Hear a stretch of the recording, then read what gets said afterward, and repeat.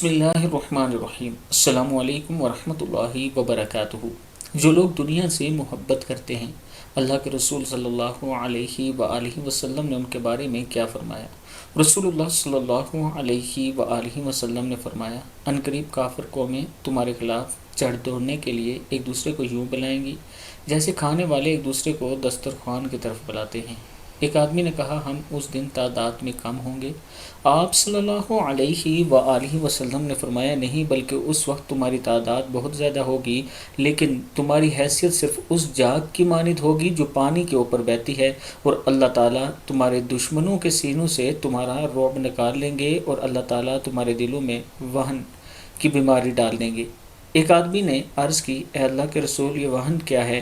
آپ صلی اللہ علیہ وآلہ وسلم نے فرمایا، دنیا کی محبت اور موت سے نفرت۔ اللہ تعالیٰ ہم سب کو آخرت کی تیاری کرنے کی توفیق عطا فرمائے، اور اللہ تعالیٰ ہم سب کو رسول اللہ صلی اللہ علیہ وآلہ وسلم کے فرمان کے مطابق زندگی گزارنے کی توفیق عطا فرمائے۔